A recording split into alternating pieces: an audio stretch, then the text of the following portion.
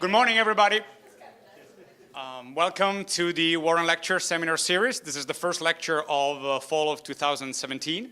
And it is my pleasure to introduce our speaker, Dave Flannigan, from the Department of Chemical Engineering and Material Science here at the University of Minnesota. Dave has a bachelor degree in chemistry from the University of Minnesota, and also a PhD in chemistry as well from the University of Illinois at Urbana-Champaign. After that, he was a postdoc in chemistry at Caltech for a number of years.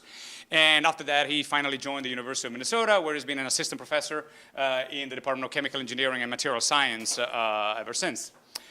His interests are in the general area of electronic materials, photonic materials, magnetic materials, nanotechnology in general, and electron microscopy. And he's going to talk today about some very unique experiments that he runs to perform dynamic characterization of 2D materials. And this is the context in which I came to know Dave. A few months ago, we started to timidly interact scientifically.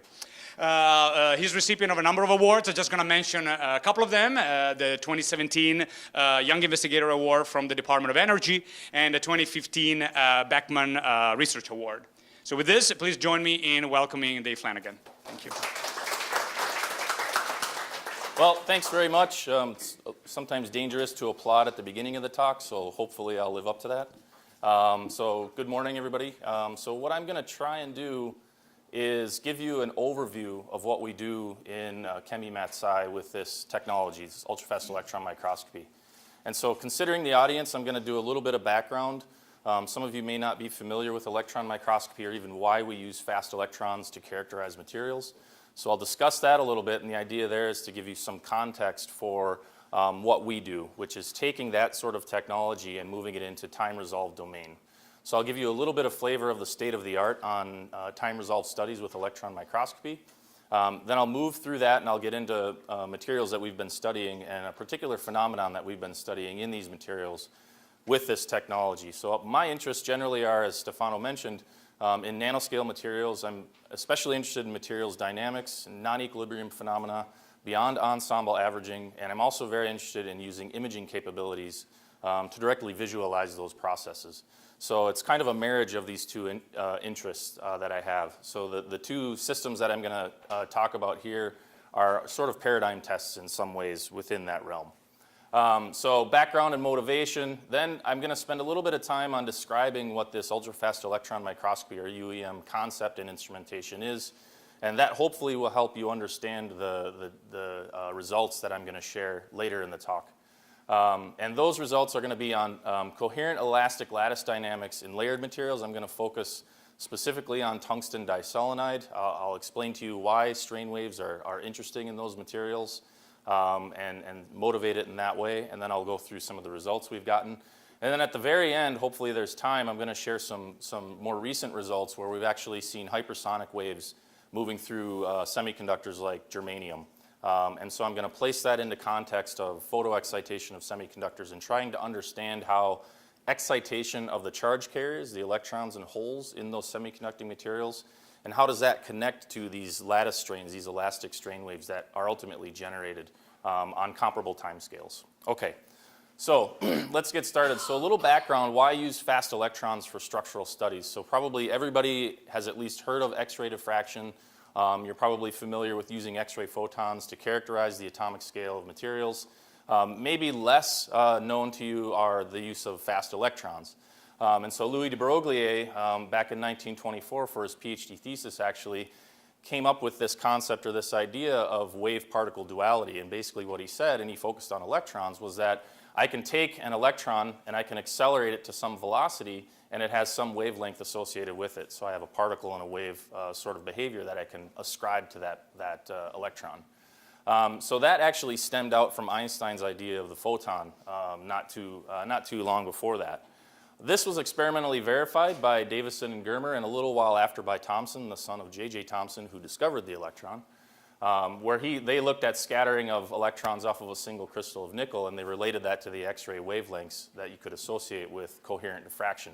And so that was an experimental verification of this idea. Now, electrons are actually very nice. They're charged. We can do a lot of things with them. So that's important. So what I can do basically is I can look at the kinetic energy of an electron. EV equals m naught v squared over 2. M naught is the rest mass of the electron. I'm going to ignore relativistic effects for this talk. And what I can do is rearrange that. I can get a velocity of that electron dependent upon uppercase V, which is the potential drop that I might send that electron through, the accelerating voltage, if you will, okay?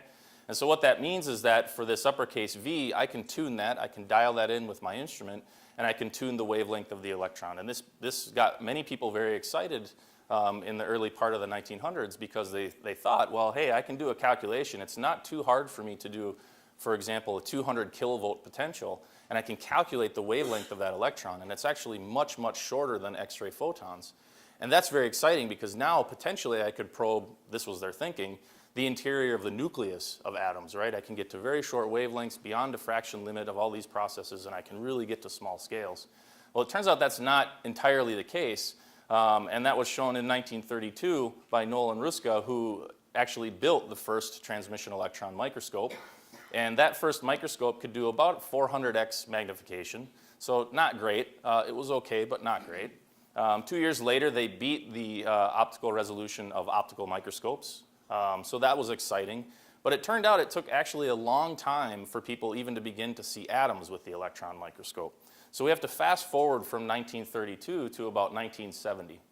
So this slide now I'm going to kind of go through and bring you up to speed on one of the main aspects of transmission electron microscopy, which is trying to actually image atoms in materials, and then defects and so on from that. So you have to fast forward to 1970 in a paper by Albert Crew, where they first reported seeing what they claimed were single uranium atoms supported on a carbon film. So it took many, many years to actually get to even to the point where they could image large atoms, large size atoms. And the reason for that is because when we build these microscopes, the lenses have many, many aberrations. There's many problems with them. There's spherical, there's chromatic aberration. And so we can't reach the theoretical limit of the diffraction limit based on the wavelength of the electron. So we have to fix that. We have to do something about that. So that process occurred around the 1990s. There was a lot of activity in trying to improve the aberrations, including now aberration correctors in the columns of these microscopes. So if we fast forward now to sort of the state of the art today, so a paper coming out of Berkeley Lab, the National Center for Electron Microscopy, where DOE funded a large development of what they call a team microscope, an aberration corrected microscope, where they could actually fix these aberrations, and what they came to show was that they could do about half an angstrom spatial resolution. So this is about a factor of 20 away now from the theoretical limit. So that's much improved. And so things that they can do, as you hopefully you're watching this video, is they can now take a nanoparticle, iron platinum nanoparticle, and they can do electron tomography on that nanoparticle, and they can find the positions, spatial positions of every single atom in that 8.4 nanometer nanoparticle. This is about 23,000 atoms that they're able to actually spatially locate. And then as you saw it blow apart, those were all the crystal domains that were formed within this nanoparticle as well. So they could isolate all those domains based on this, using this microscope. So that's pretty exciting. They claim a 22 picometer precision in this process. To calibrate you, now the Bohr radius, the average distance between an electron and a proton and a hydrogen atom, is about double that. Actually, it's about 56 picometers. So now they have a higher precision than the average distance between the proton and the electron. So very exciting. This is sort of the state of the art that we're working at now in terms of spatial resolution. I could go on and talk a long time about what modern TEMs can do. I just give you sort of some flavors here. It's a multimodal capability. I can do imaging, diffraction, spectroscopy. I can do that all on my material inside this TEM, so I can get a wealth of information on these nanoscale materials. I can cover a fairly large length scale up to microns, so naturally subatomic, but up to microns. And I can study a wide range of materials, amorphous, crystalline, inorganic, biological, all ranges of materials. Energy resolutions now have been pushed down to the milli-eV regime. So to calibrate you, these are actually vibrational energy levels in molecules, very low energy vibrations that you're talking about. And so you can imagine marrying this energy resolution with the spatial resolution and being able to perform atomic scale or certainly nanoscale vibrational spectroscopy on your material and determining the vibrational distribution of energies in that material. So very exciting. I can naturally cover valence and core shell energy states and defects and morphologies. Something that's been pushed more recently is actually what's called lab in the gap, or actually conducting experiments directly in the TEM. This might be heating or cooling your material, applying an electrical bias across it, mechanically deforming it, and watching in quote-unquote real time what happens to that material. So operating basically under native conditions, for example, watching a catalyst particle deform as I flow gas over it and so on. So I can do temperatures, I can perturb it in a number of different ways. Very, very exciting area, being pushed very hard. What's really actually nice from my perspective, and why I was able to start a lab like this at Minnesota on startup funding from my perspective, is these are user-friendly instruments. What this means now is these are sort of turnkey types of instruments. That's not totally true if you want to really dig into it, but first-year grad students can come in and start using these instruments right away without much trouble. There's a downside to that, or maybe an upside, which is the generation of large amounts of data.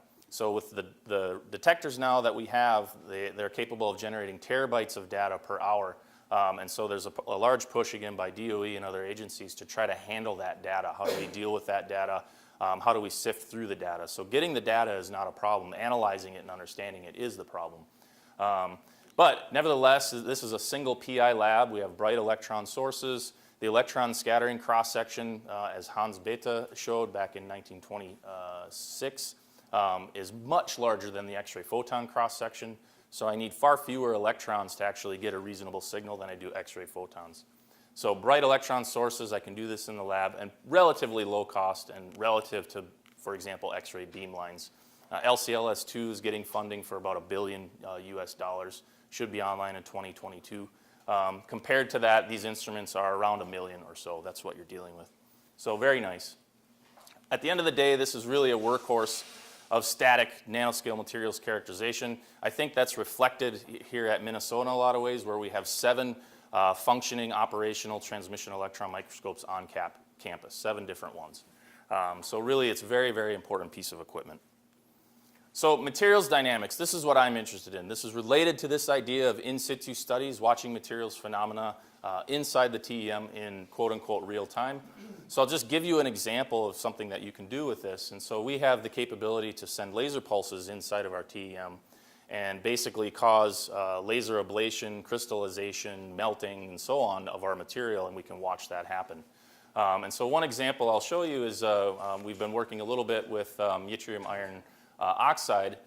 So you have an amorphous region when you're looking at your image, and then down here there's an interface where there's a crystalline region shown here, and all these light and dark regions this is a single crystal, but all these light and dark regions occur because that crystalline region has slight bending relative to my incoming electrons, and so these are called bend contours. And if you remember Bragg's law, basically it changes or spatially varies the Bragg condition across that region of the material. So you get a change in the scattering condition as you move spatially. So laser off, what I'm going to do is start the camera running, turn the laser on, and as soon as I turn it on, I can crystallize this complete region of interest. You can see that crystallization front moving up and out of the field of view. It was propagating at about 280 nanometers per second, so not particularly fast, but nevertheless we can watch this process happen, and we can go on and characterize things like nucleation and growth from that. So it should be important to note here that this is about video rate. So that video was occurring at about 30 frames per second. It's comparable to the camera that's being used to film this. So we can think about this now, frames per second, FPS. So that means about 33 milliseconds frame to frame. So I can kind of ascribe my time resolution to this. So let's think about that a little bit. Questions that pop into my head when I see something like this video are, what are the atoms doing at the crystallization front? How are they rearranging to actually form order? How does that actually happen as this process proceeds?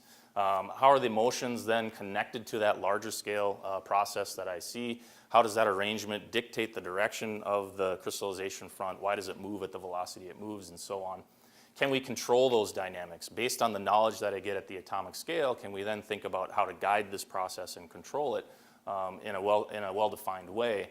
And so the question could ask is, well, is this fast enough at 30 frames per second? The answer is no, right? And I'll show you why.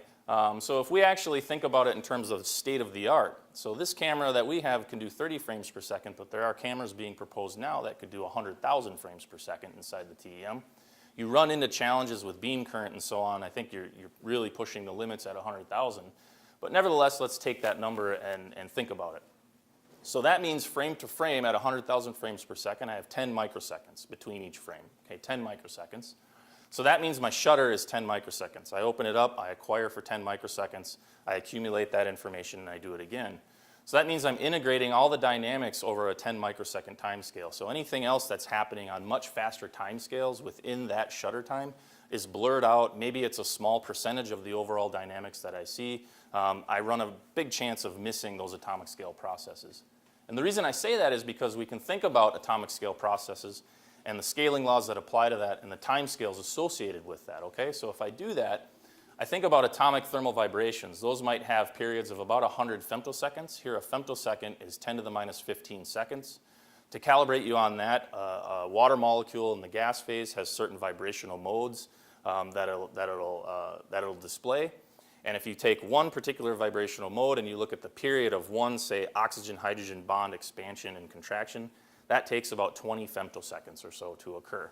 So in solids, atomic thermal vibrations occur on that order of time, okay, the motion of an atom in a lattice based on kT energy. So that means in that shutter time that I have, I've got about 10 to the 8 oscillations happening of an individual atom on average. So much faster than this shutter could capture. Everything is going to be sort of blurred out, and I'm not going to be able to spatially locate those processes. Let's think a little bit more in terms of waves, maybe a little bit larger scale, not atomic positions.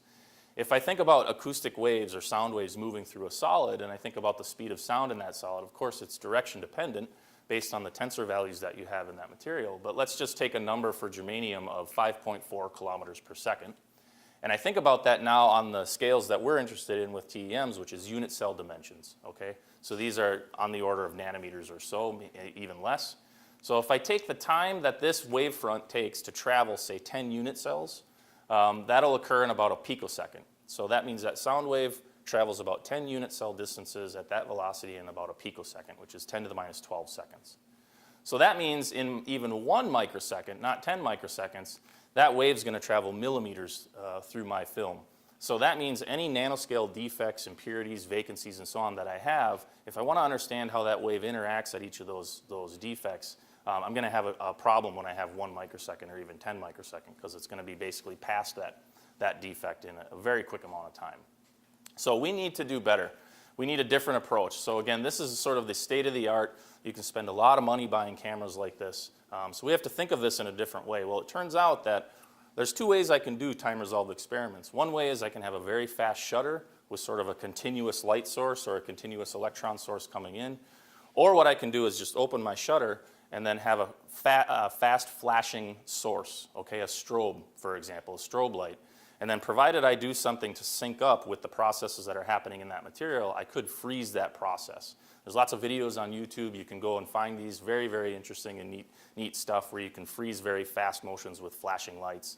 And so basically this is well known, and it's called stroboscopic imaging. So can we extend that to the TEM? That's what we want to do. So this is how it would go. I'm going to spend a little time going through this. It's a little dry, but I think it's important for you to at least have a little bit of an understanding of how we do it so that you can understand the data that you're going to see later on. So in a stroboscopic pump probe approach, to overcome these detector limits, this is what you might do. So the first thing you're going to want to have is a trigger. You're going to want to have some short pulse to excite the process in your material or your specimen. We call that the pump. And for us, we're going to use a femtosecond laser pulse. So we're going to send in a femtosecond laser pulse on the specimen, excite our specimen in a coherent way, hopefully. Then what we're going to do is going to come with our electron probe, and we're going to measure that response at a certain point in time. So you might trigger some overall optical response in your material that may have some shape shown here. And then what I'm going to do is I'm going to come in with some short electron pulse relative to that response and sample that response over and over again at the same point in time. So I have a repeating process, as you would in a stroboscopic process. I'm going to sample it very briefly with my electron packets at the same point in time. I'm going to dial that in just with delta t. I want the duration of that packet to be short relative to the overall response so I don't have any blurring. Okay? So that particular time point is built up repeatedly, and the reason we have to do that is because electrons are charged, so that's a downside of electrons. X-ray photons, they don't care. You can pack in as many as you want in a short amount of time, and they're fine with that. Electrons, not so much. They're going to repel each other, and you're going to have some problems with that. So we have to repeatedly build this up again and again and again. And once we get a reasonable signal-to-noise ratio reached, then we read that out. That's our time point. We change that delta T time point, and now we get a new, we sample a new region of the dynamics, okay? We do that repeatedly, and we build up a video. And so essentially what this means is that that detector now, 30 frames per second, 100,000 frames per second, it doesn't matter. It has no bearing on the time resolution here, okay? So let's extend now this idea, this overall idea, to the TEM, such that our time resolution is only going to be limited by the duration of that electron packet, not the detector, okay? So we have to think about how we're going to actually generate that electron packet in the TEM. So the way we do that is we take a conventional transmission electron microscope shown here, and we insert 2 optical ports in the column of the TEM, and that's all we do. So the first optical port shown here, located near the electron source up above, is where we send in ultraviolet laser pulses. These might be femtosecond duration, nanosecond duration, whatever we're interested in doing at the time. And we take advantage of the photoelectric effect. So there's a little lanthanum hexaboride crystal up in the top of this electron source that has a pretty low work function of about 2.5 eV. So I can send in 4 eV photons, for example, and I can get electrons out of that material. And that's great because now the only time I'll actually get electrons coming out of the source is when those laser photons are impinging on the Lab 6, okay? So in between those laser pulses, if I have a pulse source, no electrons are coming out. So now I have a pulsed high-precision electron source in my TEM. And we can demonstrate that just by taking images of the source. We can scan the laser across the tip. Wherever it's dark, that's where I don't have any photons hitting the sample. And as the laser is scanned across that sample, you can see it light up. And that means those are electrons that have been generated with the photoelectric effect. I collect those and I form an image of the source. The second port is where we actually do the pumping. We send in the laser excitation on the specimen. Down below near the specimen goniometer. And that's, we can vary that from near UV to near IR and anywhere in between, basically based on whatever excitation we're interested in. So this is our pump or our trigger for photo excitation. And just to show you how we basically do this is you might take a carbon film and you'll burn it with the laser spot, and you can see the burn mark here. So that way we know we're actually aligned with our laser where we're actually going to do our experiments. Okay, so by doing this, basically what we've now done is the temporal resolution of the microscope is now limited only by the laser pulse parameters. So whatever laser pulse parameters I have, 100 femtosecond pulse, 1 picosecond pulse, that will be the temporal resolution of my microscope. Many caveats to that. We've written many papers on the caveats associated with that. But for now, I think just have that in your mind, okay? So that means we can extend the time resolution by about 10 orders of magnitude from these millisecond times down to the femtosecond scale, 10 to the minus 15 seconds. Okay. So we do a variety of things with this. Of course, I'm not going to go through everything, but what I am going to cover is this idea of energy conversion and the generation of coherent lattice dynamics. It's known in semiconducting materials. If I send in a femtosecond pulse on a semiconducting material, I can get a wide range of dynamics that can occur, from charge excitation to electron-phonon coupling, strain wave launch, diffuse heating, all of these processes, and they happen over a large range of time scales.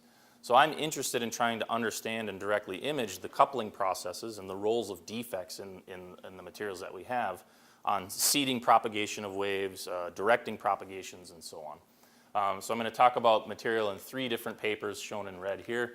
And the end, I'm going to talk about some material that's out to review currently. So I'm motivated a little bit by this idea of strain in these layered materials. So transition metal dichalcogenides, there's an enormous amount of interest in these materials, and there has been for some time. I think this stems from the isolation of graphene. And when that occurred, people went back in the literature and they found these materials. And they realized they're layered as well, and you can do exfoliation, simple mechanical exfoliation, and a number of other processes to isolate single layers of molybdenum disulfide or tungsten diselenide, and even few layers and so on, and you can control the number of layers and so on. And so that became very interesting because what people found was that the electronic properties are very sensitive to the numbers of layers. They're very sensitive to how the layers are arranged, one above the other. And they're also, I can tune that based on how much elastic strain I introduce. I can strain it along one direction. It'll change the band gap. It'll change the optical properties, and often by significant amounts. MOS2, for example, you can change the band gap by going to a few layers or even one layer by about 0.6 eV. So you can change it a huge amount, and it goes from indirect to direct band gap. So very interesting. So there's been a lot of interest in trying to understand the basics of strain in these materials. How does strain propagate through the material during a time-resolved process? How can I understand and put in strain in specific regions in the material to tune specific properties within specific regions, so on and so on and so on, okay? And so one example two examples I can point out is a 2007 study by David Cahill at Illinois, where they took a WSE2, tungsten diselenide, and basically they took the layers and they just made them random relative to one another. They just basically twisted them around, randomized these layers, and what they found was that the thermal conductivity now through the C-axis direction, or through all of the stacking direction, was the lowest they had ever been able to measure, about 0.05 watts per meter Kelvin, so pretty low thermal conductivity. They ascribed this to sort of phonon blockades, phonon trapping through this C-axis direction. And then some more recent work on looking at strain in MOS2.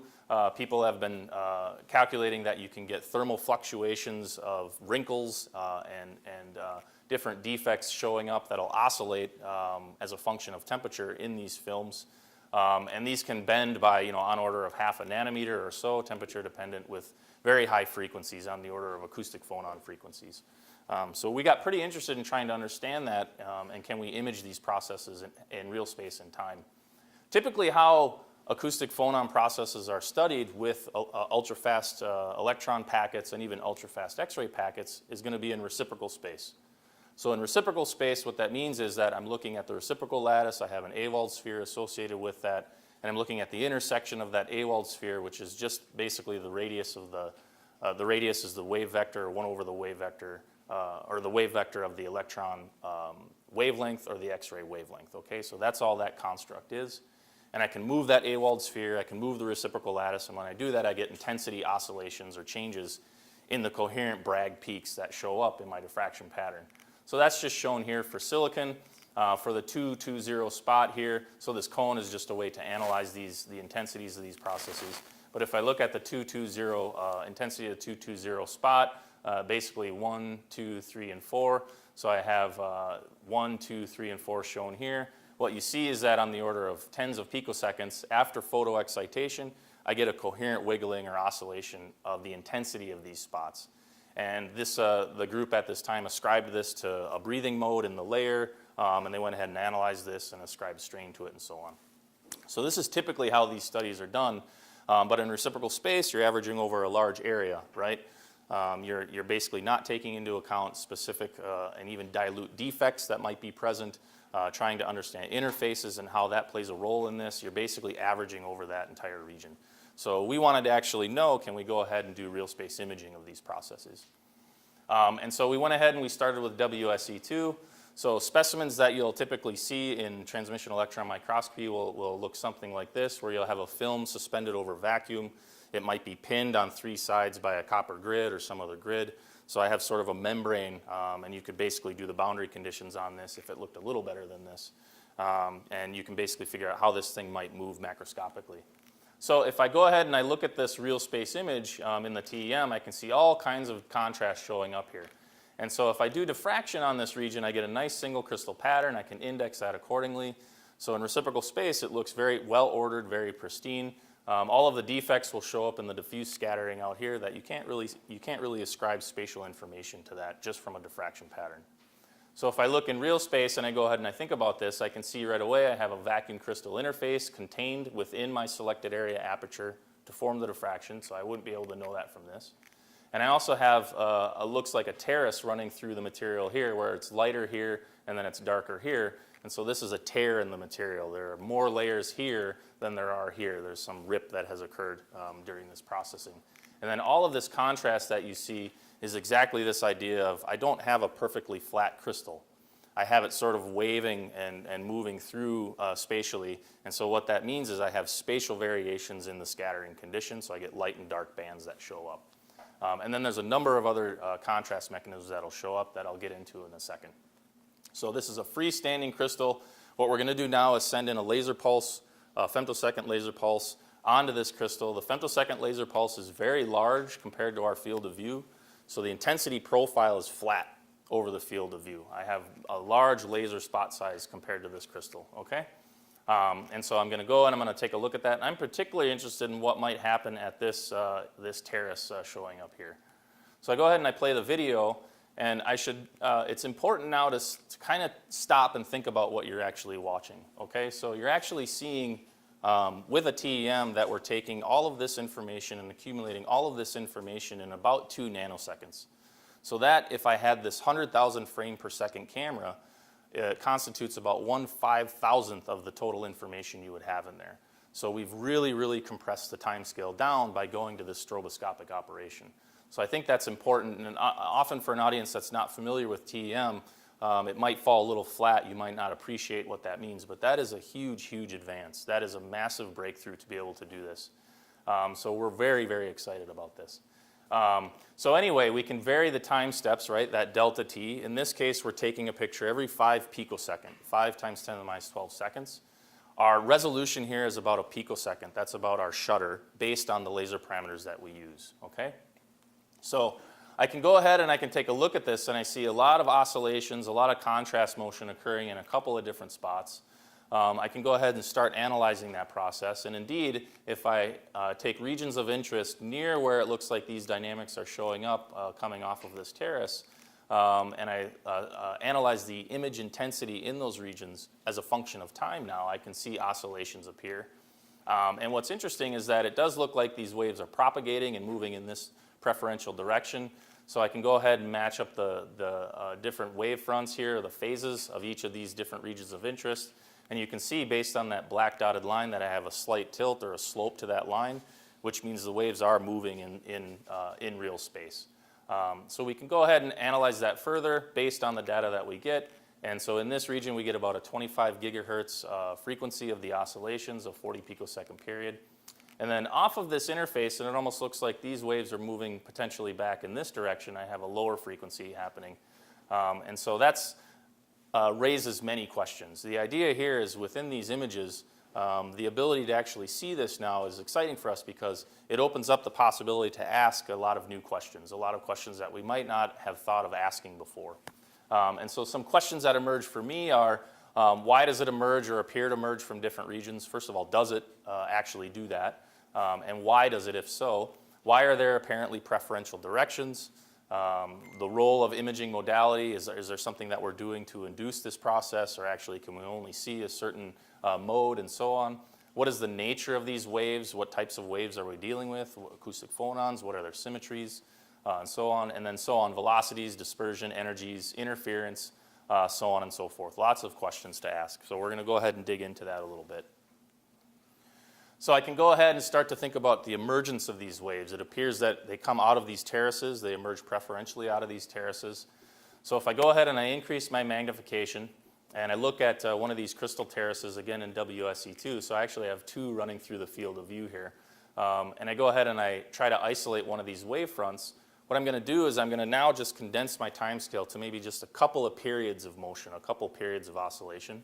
So I'm going to change my time step from 5 picoseconds to a half a picosecond now, and take images from -5 to 70 picoseconds. The minus time here means that is the amount of time before I've excited with the laser pulse. And we often want to take images before we actually excite so that we don't see any sort of dynamics occurring. Because this is a stroboscopic process, I can have things looping back around and so on. So we want to make sure we let enough time pass between each pulse so that this thing fully relaxes down to the initial ground state so that we can excite it with one pulse and watch essentially effectively what one laser pulse does to this material. So it's important for those negative times. So within this window, I'm going to have about, based on that previous measurement, 2 periods of oscillation. And what's important to note here is if you kind of have been watching this video, there's a little bit of light contrast that occurs over some dark contrast. So the dark contrast means I have a strong scattering condition. The electrons entering that specimen region are scattered such that they don't make it to the detector. And what the light contrast means now is that locally, the lattice, what's happening is this energy, this strain, is actually moving the material onto the Bragg condition, right? Or off of the Bragg condition, I'm sorry. It's moving it off of the Bragg condition so that now the electrons entering that specimen make it through into the detector. That's why it appears bright, okay? So it's actually moving the lattice in real space. All right, so interestingly, if you take a look at this, we have emergence, what appears to be for at least this wavefront, emergence from a single terrace in this case. There are many other defects that you see within this field of view, and we don't see emergence of waves from those particular defects. Those defects, there's a variety of them. For example, with the red arrows shown here, these are wrinkles in the material, sort of a bending down of the material. At least we think it's down. Wrinkling through, running through this field of view. Here's the terraces shown with the white arrows. There's also bend contours that appear over in this region. And then these light and dark bands that you see here are moire fringes. So if I take a layered material and I take another layered material over it and I twist it, I'll get actually fringes that'll show up that are some periodicity of the twisting and the periodicity in each layer. And so those are showing up here as well. And it appears that they stop as this second layer stops. So nevertheless, we can do the analysis of this wavefront just as we did before with a couple periods. And we can clearly see now that there is a propagation direction moving in this direction. We can get the slope of that, and it's about 5 nanometers per picosecond. So this is about the in-plane speed of sound in this material. So the question is why aren't there emergence from other discontinuities? Why does it seem to be preferentially coming off of this particular terrace? Are there other defects that we can isolate and see where there's emergence? And why is there a preferential direction? So we're gonna dig into that a little bit more.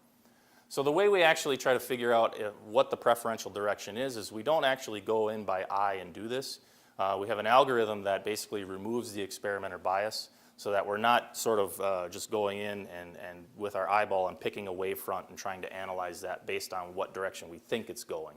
So there's an algorithm that we use called a Hopf transform that will move through space in here, and basically images are just squares with numbers assigned to them. And basically it will go through and it will find the most probable position of a wavefront, and then it will analyze that for us. So we removed our bias from that process. So at the terrace, the interface you can see here, but we have another interface, the vacuum crystal interface, that we got interested in. We thought, well, these are structurally similar in some ways. There's an abrupt change in sort of the layer number at these interfaces. Maybe there's a connection there. So we go ahead and we analyze regions of interest here by taking specific regions that contain maybe a wavefront, one wavefront moving through that region of interest. We collapse all the pixels in one direction, so now we have one spatial dimension that we're dealing with. We do that for all the different time points that we're accumulating now with our instrument. We stitch that all together, and now knowing where, for example, the vacuum crystal interface is, we get a propagation in time of that wavefront with one spatial dimension. So the sign of this feature is the direction it's moving away from the interface in this case, and the slope here is the magnitude or the speed of the motion. So we go ahead and we analyze these two regions, and it turns out that it was maybe a little hard to see, but at that terrace interface, we actually have waves propagating, counter-propagating relative to one another in different directions normal to that interface. So we've got two features showing up here and here. These light and dark bands are exactly individual wavefronts that are coming off of these features. Excuse me. So the zero position here within this region of interest marks where the terrace is positioned. And so the slopes tell you the directions they're moving. So these guys are moving this way. These guys are moving this way. Little noisy down here because it's a little thicker, so the contrast is a little harder to see. Strain also might have a little more trouble pushing it off of the Bragg condition, for example. But nevertheless, you can see some features showing up. At the vacuum crystal interface, we also have waves emerging, and they're actually coming off and moving in this direction. And the frequencies match both of these. So the previous video I showed where we had a 3 gigahertz frequency coming off of the interface, we think that's probably a wave interference effect. We're not sure yet, where we have waves coming back in that are moving at a slightly different velocity. And so you get sort of a coherent oscillation that's showing up that is some basically addition or subtraction of these two wavefronts moving through. So we don't think the 3 gigahertz is a fundamental frequency. It could be, though. It does match some other processes, so we're still digging into that. So the common feature here, the propagation of these waves, is this abrupt interface in the exposed layers. So that's interesting. And in hindsight, much of this is probably intuitive, but it's interesting to be able to actually pose these questions and realize these phenomena happen on these scales. And so I'll touch on that here near the end. So we can start to look in and understand, well, why are they initiated at these particular defects? What is the mechanism for that? And so we got interested in thinking about the actual waves that'll move through the c-axis, basically through the stacking direction, and then the waves that'll move in plane. So up till now, I've talked about in-plane waves. We think these are all sort of moving in plane in the AB plane, and we haven't seen yet any c-axis motion. And so we have to think about how we would actually capture that motion and see if it's actually occurring. So the way we would do that is we go in with selected area diffraction on this same crystal. That's denoted by these dashed circles. We'll go in and we'll take a diffraction pattern within that region on this different crystal, and we stitch those 2 diffraction patterns together. And what we're going to do is we're going to analyze a Bragg spot that is actually appearing from both of these regions. So that means that I have a coherent Bragg beam generated in each of these regions, so it shares that D-spacing orientation within that field of view.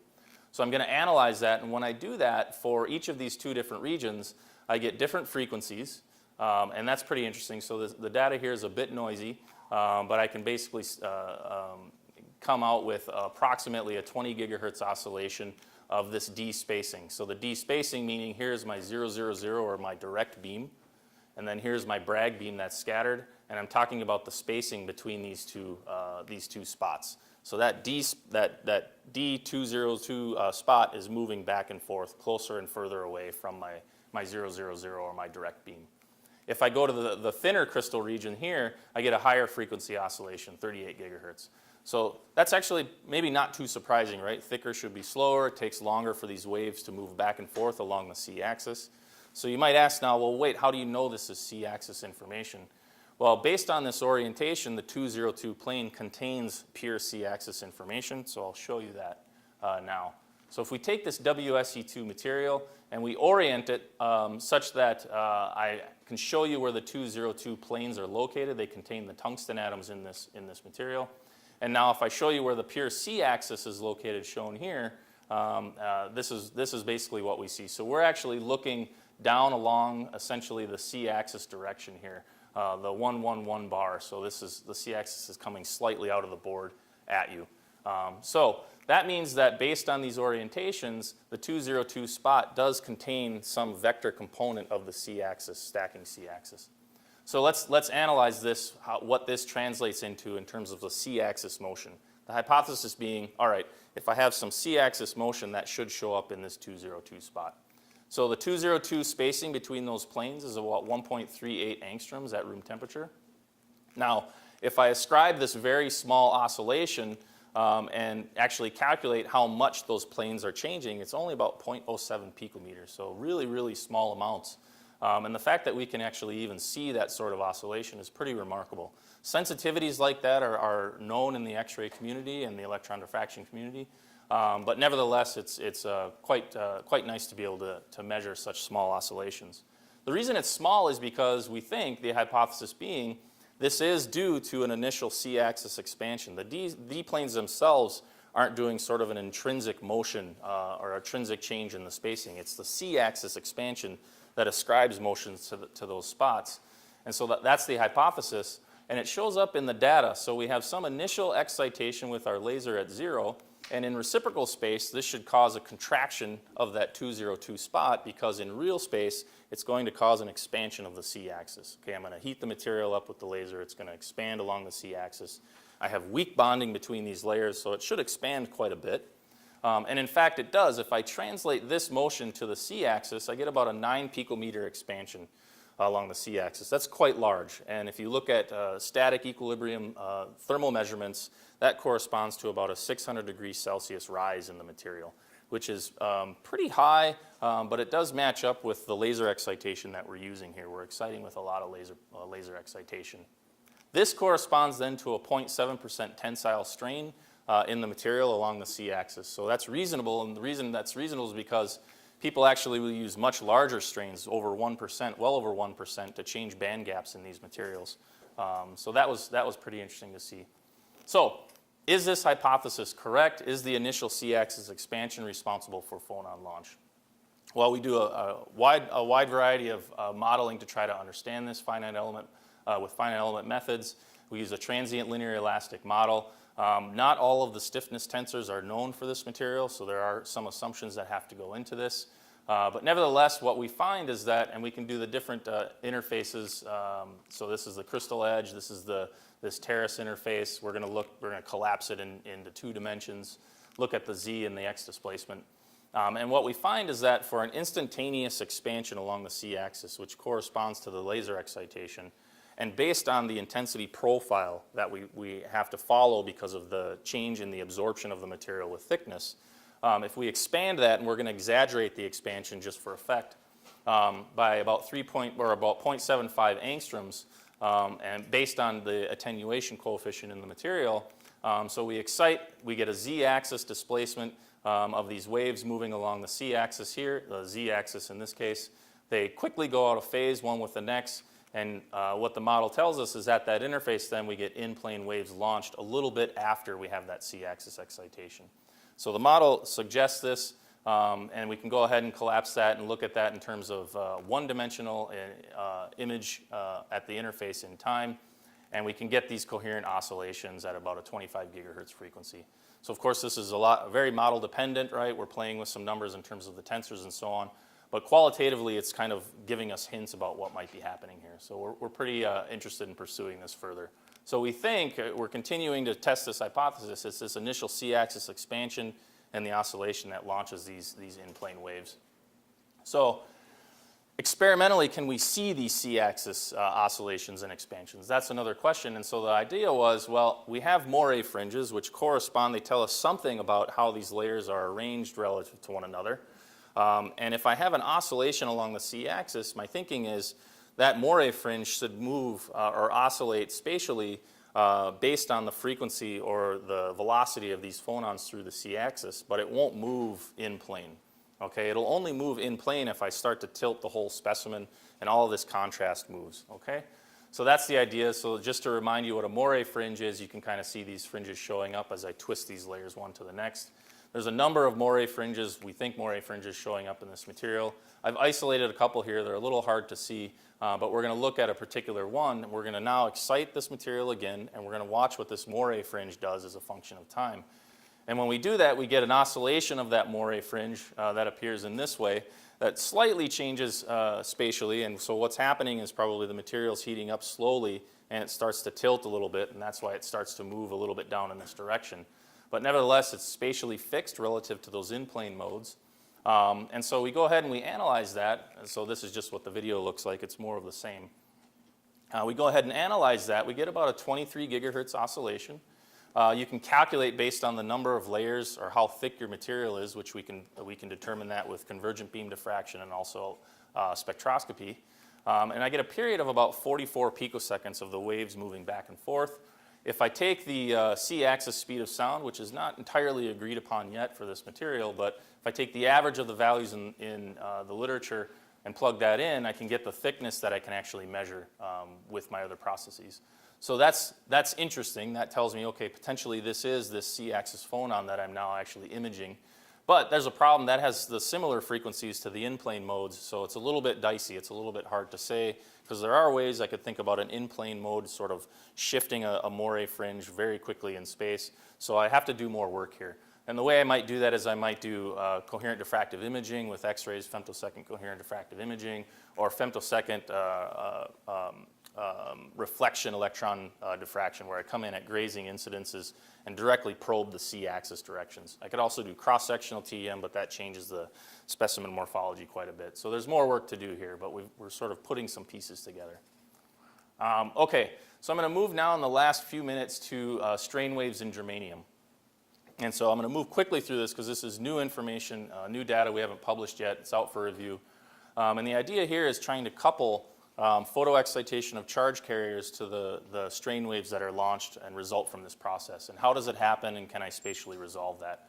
So here now I have a freestanding single crystal of germanium that's been wedge polished. And so these are just the statistics that I can give you here for how this experiment was done. And these are the statistics for the video. Again, it's more of the same slow motion video. And now you can clearly see sort of waves moving. There's a serious evolution of the features of these waves with time. And they appear again to be moving away from the interface and along one particular direction. So this is pretty interesting. If I analyze this, what I find is that particular wavefronts, at least early on in time, meaning much less than a nanosecond, are moving at velocities that are much higher than the bulk speed of sound in germanium. So that's a pretty interesting observation. We were intrigued by that. And there's a couple avenues we went down. One was Phil Buxbaum and others, early 2000s, were proposing hypersonic plasma waves moving through these materials. So if I excite these materials with a very intense femtosecond laser pulse, I quickly generate electrons and holes, and those electrons and holes have different effective masses, and what will happen is they'll separate from one another, and I'll have a wave, a plasma wave that moves through, and they think this would cause a transient strain wave also that's moving through based upon the difference in charges and the spatial separation. So those, they said, will move through at very, very high velocities, 30,000 kilometers per second, but there wasn't a clear connection between that and the strain waves that came out of that work. The other thing is guided Lamb waves, right? Guided Lamb waves, Lamb modes, plate waves, right? Symmetric, asymmetric. These can move at very high phase velocities in materials. And so we were wondering, are these perhaps some of these plate waves that are moving in these materials? And in fact, is that what we were seeing before as well? So we went ahead and started to try to analyze these things, and we found a couple intriguing things. The first is if we analyze individual wavefronts in the same way that I already told you, where I collapse it in one dimension, and I'm going to look at how the velocities change as a function of time, for example. What I see is that each wavefront, based on the slope of each of these dark bands, which are individual wavefronts, is fixed. It doesn't vary in time. But what does happen is the subsequent wavefronts that come later in time actually do slow down. So I have a slowing down of the velocities here. So if you actually think about bulk speed of sound, the bulk speed of sound in germanium will also decrease as a function of temperature, but by very, very small amounts, okay? And that's based on tensor values for that material. So we don't think that's what's happening here. If it is, it's a very small component, nevertheless.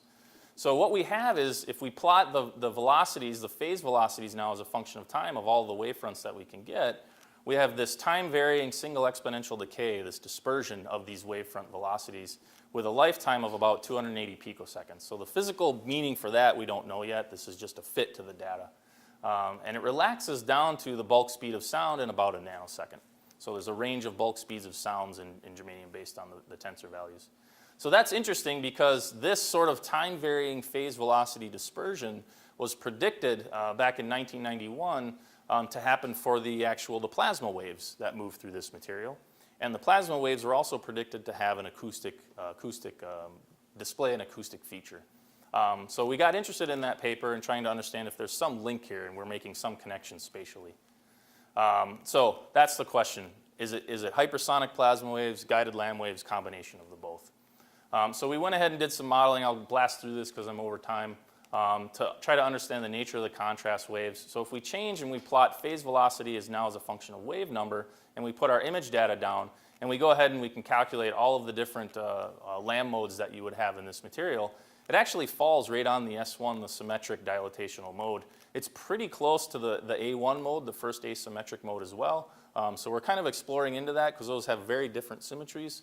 But it seems to actually match that pretty well. So there's a lot of interesting questions there to see, all right, is this really what we're seeing, and how is the connection being made between this and the charge carriers and spatial preference for nucleation and propagation and so on. So I'll just end on this slide. So one last thing I want to show is this connection between charge carrier and strain waves is interesting because I know where my true time zero is. I can tell you when I excite that material with the laser pulse. And it turns out these strain waves don't actually start appearing until about 100 picoseconds after that excitation. So we don't see them right away. So that's interesting because I can correlate that to Auger recombination, or electrons and holes finding each other again in this material, recombining and heating the lattice. And that, in germanium, for large charge carrier densities, will occur over a long period of time, 100 picoseconds or so. So nice correlation there. The last thing is this evidence of residual strain guiding. If you look closely, When I polish, I leave striations in my material. I always have grooves. I always have imperfections that I introduce through this process. And it appears that in this particular specimen, these waves are propagating parallel to those striations. You can kind of see them here.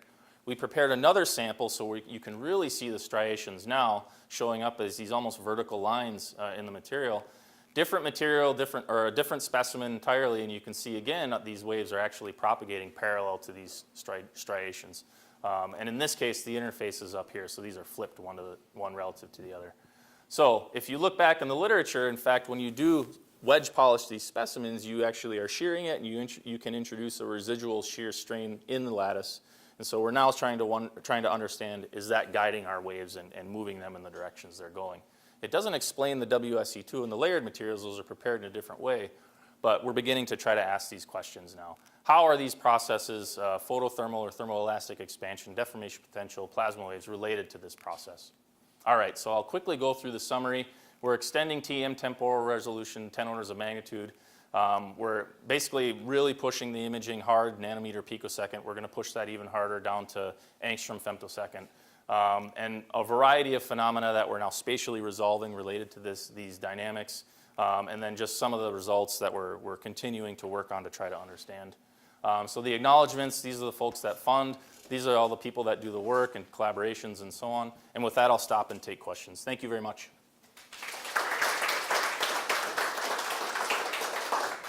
Thank you for the interesting presentation. Dave actually has to run out of here pretty quickly to go teach. So I guess we have time just for a couple of short questions on the fly, if there are any. Any questions? One over there. Oh, I have to give you this. For posterity. Do you have any specific big picture examples of what this new imaging technology can do? I'm not very familiar with it, so. Yeah, I mean, aside from this stuff and trying to understand wave guiding and engineering wave guiding and directed nanoscale thermal transport, for example, if you want to tie it to an application, that's an easy one to do, I think, where dimensions in transistors and so on shrink. They get smaller and smaller, nanoscale, and so there's a big issue with heat buildup in those materials and failure. And so people are trying to think of new materials and new architectures to wick the heat away as quickly as possible. And so it would be interesting to see if we can actually tie some of this phenomena to a temperature, a transient temperature. And now you can imagine going in with nanometer spatial resolution on maybe ideal architectures and understanding how the heat moves. And is there a way we can design in features that won't add to the dimensions, won't add to the sizes of these features, but will help the heat move preferentially in a certain direction out of that material so that you can run your transistor at a higher clocking speed, for example. That's just this one example. So that's kind of a biggie. DOE is very interested in those sorts of things. You can get into more exotic things like acoustic metamaterials and trying to understand how waves move and annihilate and reform and so on. And could we image that process in real space and time? I'm interested in control of sort of processes with charge carriers to lattice dynamics, and how are those two things linked together on a fundamental level. That's what I'm pretty interested in. And the list goes on. Yeah. Any other quick one? Yes, one. Last one, perhaps. How far are we from extending this to processes in solution? So there have been a couple papers extended to liquid cells in the TEM. Where people have looked at, so with these, I don't know if you're familiar with the liquid cells in TEMs, but you can flow liquids through a holder that's in the electron beam, and you can look at things like polymer particles, crystal growth of metallic particles in solution, and so people have done that. So there have been a couple papers where they've looked at tumbling of nanoparticles in solution on the nanosecond time scale, but not much. So I think, if you want to, it depends on the parameter space you're interested in. But I think, it's sort of a 1+1 problem, and I think it's there. I think we can do it. You just get a holder, have an idea, put it in the scope, and then design your experiment accordingly. So it's starting. It's starting. And I think it's only going to continue off in these directions as companies build more holders that you can do more processes inside the TEM like that. So one very interesting thing is that you may be interested in particular is soft matter, biological materials. There are a lot of people very interested in trying to understand if a controlled dose is coming in on these because electrons destroy things, right? They're very high energy, they rip atoms apart, they'll rip materials apart. So if I can control that, can I get around to this process? Can I allow relaxation, reformation of my material, and can I begin to study soft matter, polymeric materials in solution in its native state? So there's a huge push to try to understand if this sort of pulsing source will help us with that. Thank you. Yep. So I guess let's stop here in the interest of time. Let's thank Dave one more time.